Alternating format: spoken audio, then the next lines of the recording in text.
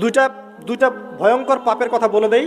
এই দুইটা পাপে যারা আসক্ত হয়ে আছে তারা তওবা করে ফিরে আসলে পরেও সারা জীবন তাদেরকে এটা সাফার করতে হবে।